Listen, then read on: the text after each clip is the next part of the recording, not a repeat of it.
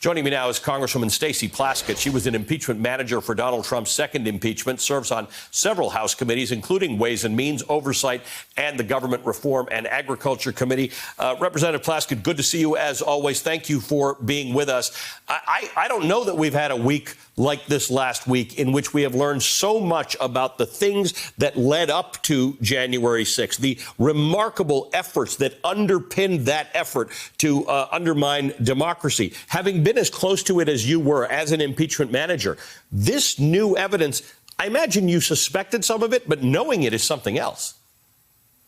I indeed. And I think that as we continue to hear more information, it's going to add additional meat onto the bone of what the impeachment manager said from the beginning, that Donald Trump should have been convicted of an attempted coup on our democracy, on our government, that his sole purpose of January 6th, even before that, right? We talked about the things that he did before the election to try and retain power, to try and remain and create a throne of American democracy. This is fascinating. I was speaking with Congressman Krishnamurthy, your colleague, the other day, and you, by the way, were a senior official in the Department of Justice. And one of the things that Congressman Krishnamurthy and I were talking about is that the guardrails to stop everything we've heard about this last week, the president reaching out to the acting attorney general, the president, the Department of Justice possibly sending letters to various states. There's actually nothing that stops that from happening except good people in the way.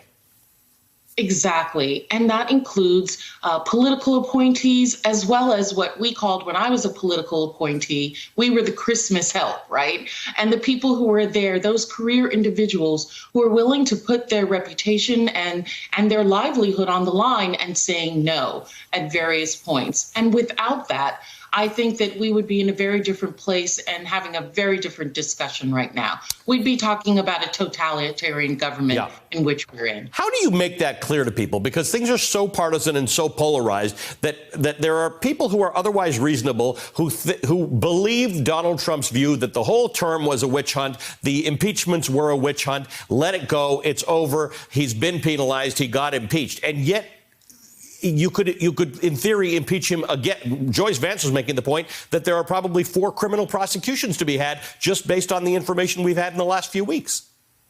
Sure, the indictments of him along with other individuals. And I'm grateful that we have a Justice Department that's putting a little transparency on what happened leading up to January 6th and even thereafter. I'm sure there are additional things that we're going to learn that not only took place at the Justice Department, but let's not forget the Department of Defense, what the president was attempting to use our military for his own purposes.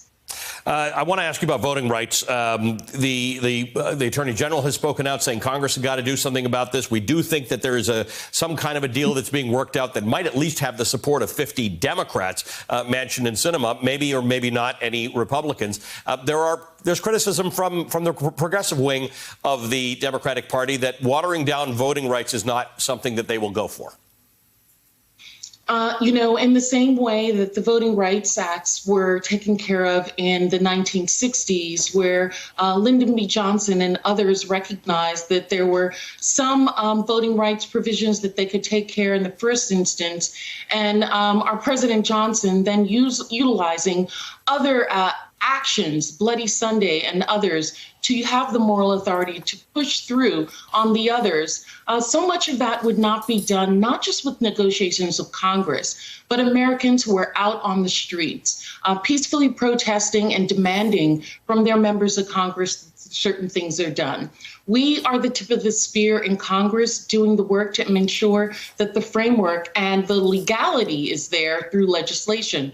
But we can't do that without the continued momentum of American people. So I'm so happy to see, different groups marching in the streets, Congressional Black Caucus members being arrested. I think those are the things that are going to give us the negotiating tool and the leverage to be able to get anything passed in this Senate. Representative Stacey Plaskett, good to see you as always. Thank you for spending time with us this morning. Stacey Plaskett of the United States Virgin Islands.